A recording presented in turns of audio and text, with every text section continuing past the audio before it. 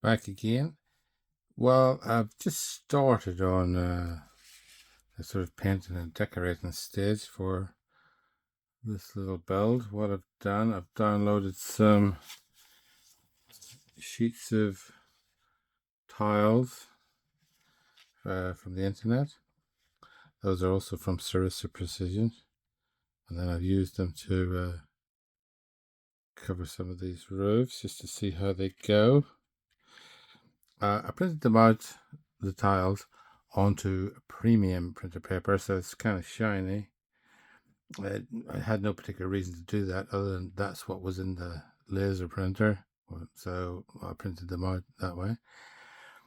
But I think it's not that paper, it just isn't so good because it cracks. If you can see that, it cracks a bit, and it's not so easy to bend and such. So I put it out some more onto thin paper here, and as a sort of a test, I'm going to use this little building. I think this is the buttery, if I remember correctly. I'm going to just do the roof on this little building with that thinner paper to see how that works out. So I've been sort of experimenting with this so far. As far as painting goes, you can see I've done a little bit of painting here and there. I've used Winsor & Newton. It says professional acrylic. I don't know where I got this set from. I've had it for a very long time. All these different colors. Just put them out, and then if you watch my any of the videos I made about making the Roman bireme, I just basically used the same sort of paintbrush, which is just a rubbish old brush. I painted everything with the same paintbrush, and you can get sort of, like a nice mixed bit of green in there, bit of brown in there, mostly white. Yeah, make it look fairly natural. I think I'll have to see the bottom there. It's got these bricks are too red, so I'm going to go over those with grey. And then these bricks here, they look very big, although this of course is a garden wall, an outside wall, so I don't know if that's appropriate or not, but they still look pretty big. I have an idea that I've got some plastic card with small bricks in it, and I could cut sections out of that and stick it over there. But really, the bricks should be recessed behind the plaster work here. The brick should be set back from it. But if I stick bricks over the top of it, obviously they'll be standing proud of the plaster work. So that's where I'm at. Going to do the roof. I cut the paper to size, like say a sheet for this and a sheet for that. And then I use the PVA glue, the wood glue.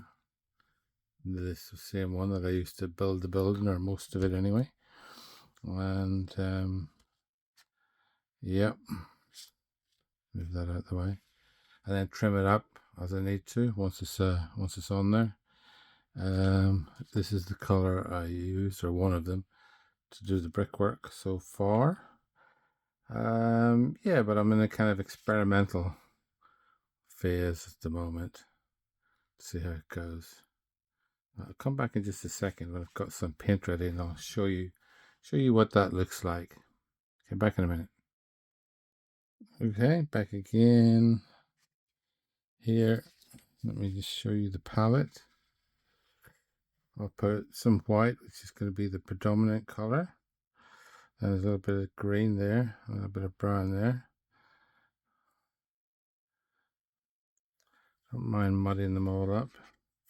And then what I'm going to do is just go around and sort of splodge it on, so let's get a kind of a stippled rough plasterwork, because this is meant to be the outside of the building. This, as it's not even part of the main house, so possibly plastered up even rougher. Although having said that, it is quite a grand building. It's not just it's not a small farm. do over there a bit. I don't like the look of that. That's another sort of a useful part of this kind of exercise is if there is a bit you don't like, it's the same with everything really, isn't it? If you don't like the way it is when you painted it, just paint over it. It's only paint. No need to be afraid of it. You can put a little bit of water in it every now and again. There's a little bit of green up there. Like there's some moss up in that corner. I'll put too much green on there. So I'll come back in a minute. Let's see.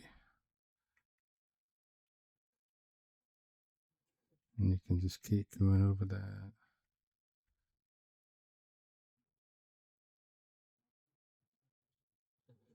Right.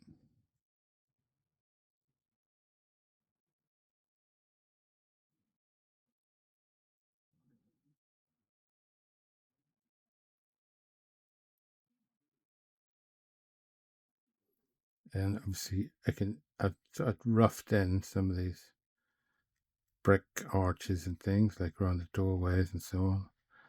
I'm going to have to go back later with a better brush, decent brush,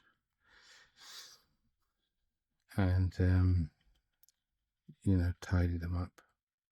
So I'm not too worried about overdoing it or anything at the moment.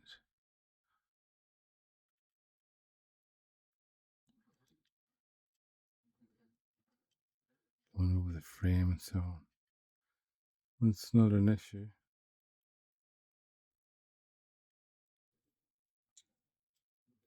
Well, it's look natural. Aged plaster. I do remember once when I was a kid, my dad got me to paint the outside of our house. We lived in the country in a former police barracks. It was a huge place and it took me days and days. I painted it with white lime, lots of letters.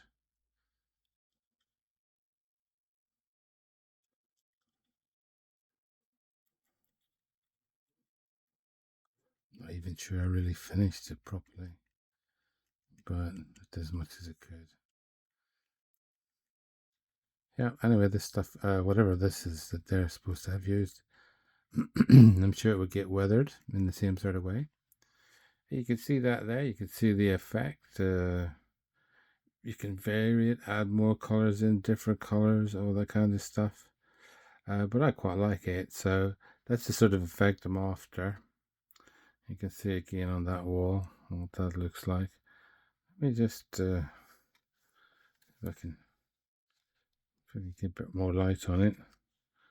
Let's show it up a bit more. It's obviously very bright now, maybe.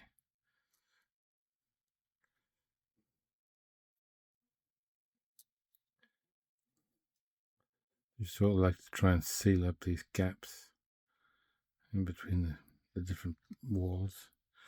I've got to do this bit now, and then I think that's that building complete. So I'll go do that and I'll come back after that. Okay, well, as you can see, I've cut out a part of that thinner paper, which is about, let's turn it up this way, about one tile wider all round than the roof. But what I'm going to do, I'm going to take it right up to the roof edge there. I've got some other ridge tiles to go over that part. So what I've also got over here is some white glue, some of that PVA glue, and I'm just going to brush this over the roof.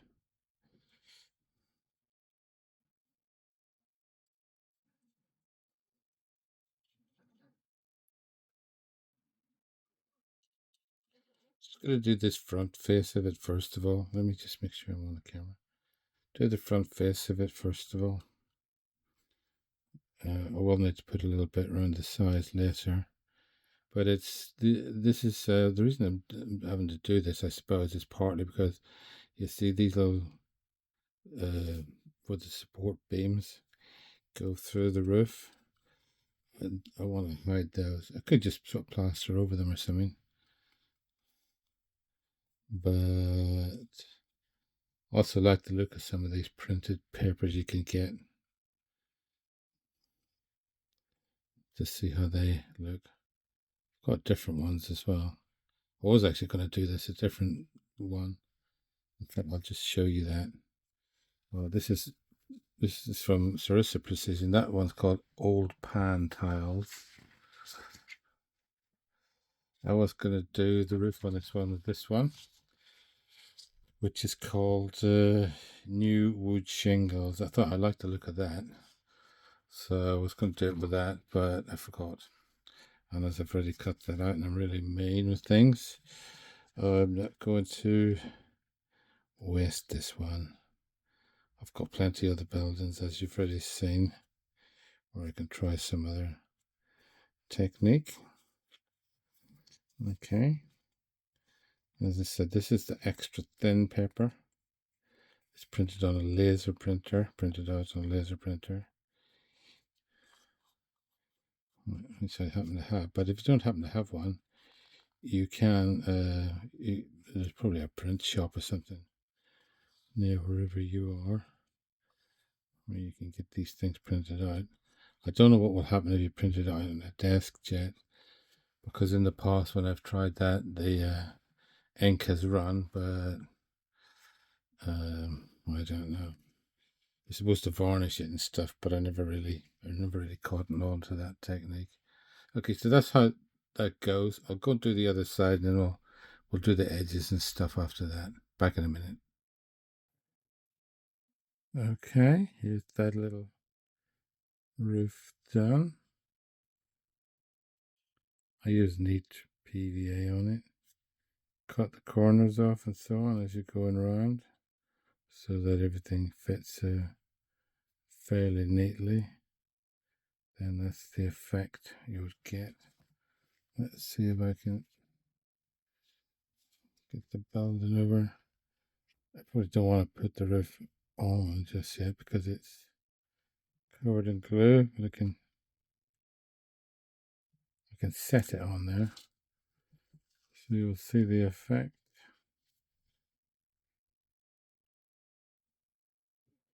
And once I tidy up the windows and such, do the groundwork there. That's what that's going to look like. Okay, so that's that little bit. Right, well, I've just moved on a little bit. What I was going to do just now is I've painted these. This is a couple of doors and the main gates with this color, this heavy acrylic, and then I've gone over it with this Vallejo chipping medium. Yeah, so I've done that and show you that. And what I'm going to do next is get some paint, some blue paint, I think is what. Let's reach over or try that one. Say. Then I'm going to paint over these, and then I'm going to do the chipping so that they look like, in the instructions for this little kit diorama thing, it shows the gates all sort of well, at least the paint has come off a bit anyway, and that's what this should do as well. So I'll come back in a minute and I'll show you that once I've painted these. Okay, back again. As you can see, I've painted the doors, gates, with that blue paint, which turned out to be a bit rubbish. Now let's see how it behaves with the chipping medium.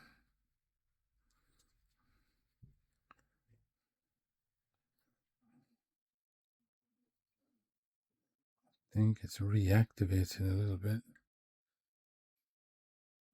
Clean the brush off.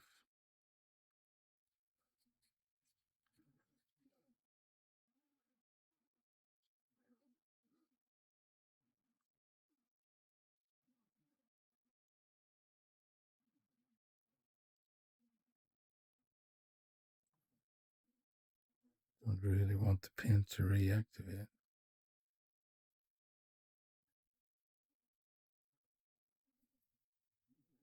Maybe I should have left it to dry a little bit longer.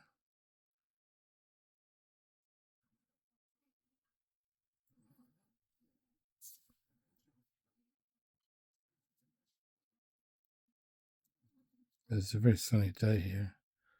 I just really left it on the windowsill for a minute with the sun beating down on it.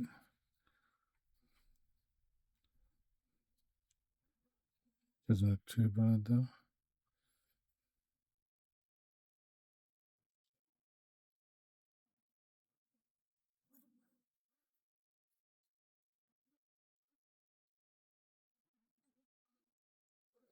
Right, let's leave that one at that. I've got to do the other side still.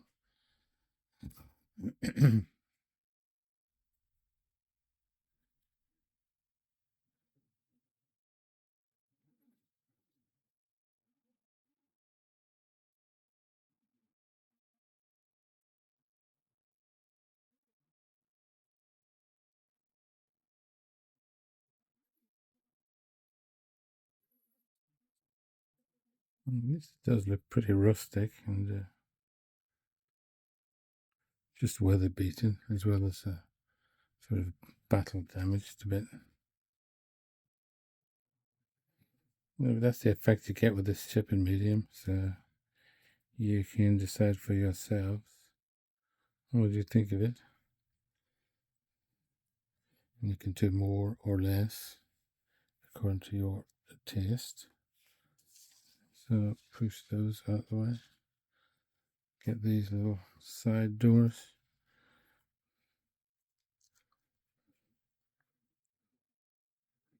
You could also use like a toothpick or other things to do this chipping effect.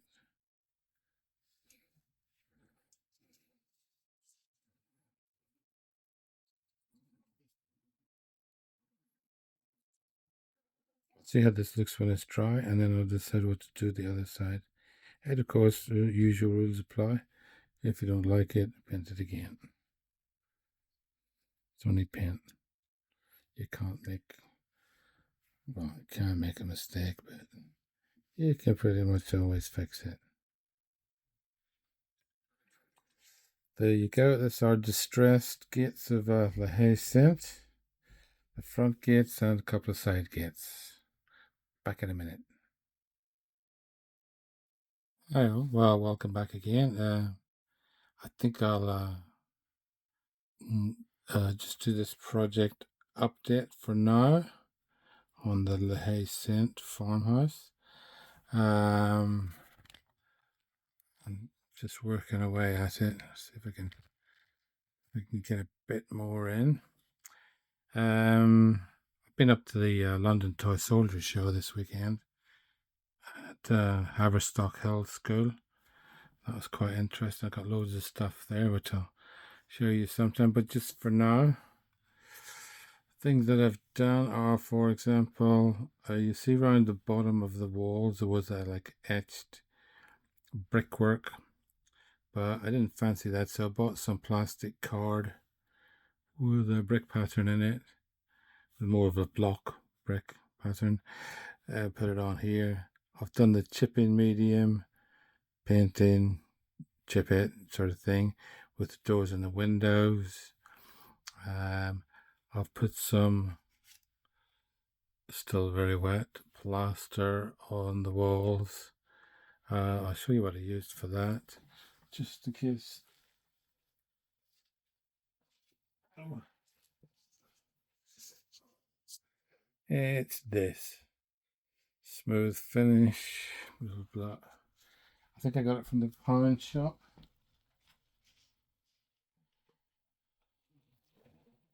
or the value shop, whatever it's called nowadays.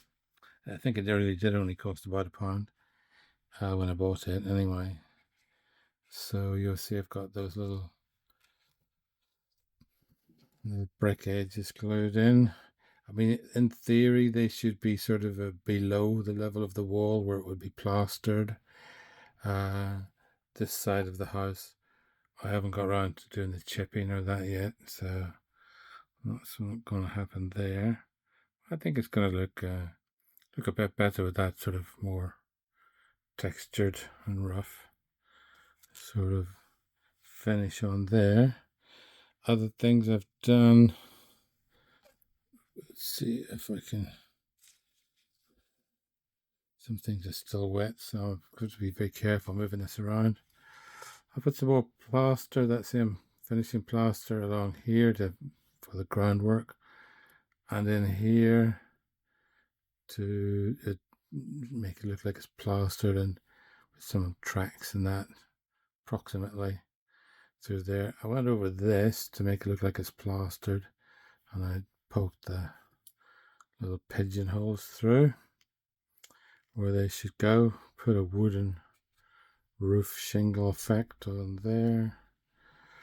On the outside, I changed this color from, it was this sort of brick red, changed it to this dark, but I will be, at least my intention to go over those bricks with this plastic card. This comes in the big sort of A4 type sheet, and then you measure up the height and cut it to the length, whatever length you want for any particular piece. And then what I've been doing is I've been super gluing it on and then tidying up the edges and that with the plaster. So that's that. I've done that. A little bit of painting. Obviously, have I showed you the doors already? I can't remember now.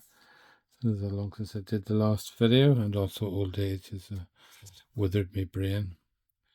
So that's that. I did try and cut out a window there was a missing window, but even with a sharp scalpel it wouldn't, well, it sort of worked. But I changed my mind and did this. This is where there was a missing window. Yeah. And it's just a strip of cardboard and some more strips that way. And you can see where I've gone over the edges there with the plaster to fill in any gaps and so on. And I should also say, at the top of the walls, it's a sort of a beveled edge. Let's just see if I can, let's lift this up. You can see there. And this is, I got this angled plastic sheeting. Well, not sheeting, whatever you call it, plastic rod. Let's see, this angle, Mr. Models, Evergreen Skill Models, etc. And then just cut a bit to length, and then I can go over that with some edging tiles, some ridge tiles, to make it look a bit better. So that's that, and I gotta paint that up. What else have I done? Oh yeah, I did this thing. I saw somebody else did a YouTube video where they were doing the roofs of buildings, and they put a little sort of circular pattern along the top to make it look like proper ridge tiles.